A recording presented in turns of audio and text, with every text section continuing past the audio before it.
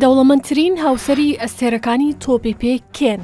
بەشێک لە هاوسەرەکانی یاریزانە بەناوبانگەکانی تۆپی پێ لەم ڕۆژانەدا ناسراون و بە ملیۆنێر دادەنرێن.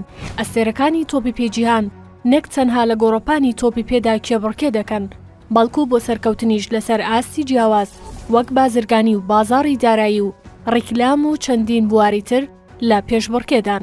لە نێوان ئەم ئاستەدا هاوسەری یاریزانەکانیش بوونەتە بازرگان و کەسانی ناسراو یان بەهۆی یاریزانەکانەوە یاخود هەر خۆیان بەناوبانگ بوون و سەرقاڵی کار و پرۆژەی خۆیان بوون.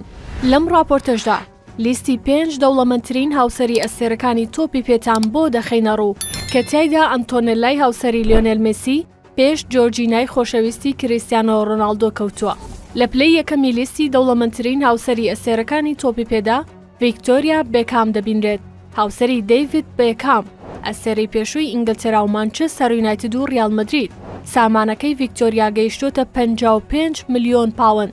دوای ئەمیش پیلار ڕۆبیۆ هاوسەری سێرجیۆ رامۆسە، کاپتنی پێشووی یانی ریال مەدرید و یاریزانی ئێستای سیڤیە بە سامانی 47 ملیۆن پاوەند لە پلەی دووەمی ئەم لیستەدایە. هاوسەرەکەی رامۆس پێشکەشکارێکی ئیسپانیە و تەمەنی 45 ساڵە، بەڵام پێش ئەو وەک مۆدێل کاری کردووە. هەروەها ئانا لیڤاندۆڤسکی هاوسەری ڕۆبێرت لیڤاندۆڤسکی هێرشبەریانەی بەرشەلۆنا لە پلەی سێیەمدایە و سامانەکەی بە 36 ملیۆن پاوەند مەزەندە دەکرێت. ئانا لە ساڵی 2013 وەک پسپۆڕی خۆراک دەستی بەکارکردن کرد و بەهۆی ناوبانگەکەیەوە داهاتێکی زۆری کۆ کردوتەوە.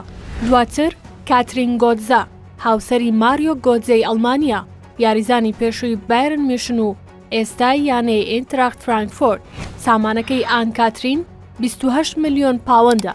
ئەم مۆدێلە ئەڵمانیە تەمەن 33 ساڵە جگەلەوەی لە زنجیرە تەلەڤیزیۆنیەکدا دەرکەوتووە، لە ڕیکلامەکانی گۆڤاری نێودەوڵەتیشدا دەرکەوتووە و لە تۆڕی کۆمەڵایەتی ئینستاگرامدا 2 ملیۆن فۆلۆوەرسی هەیە.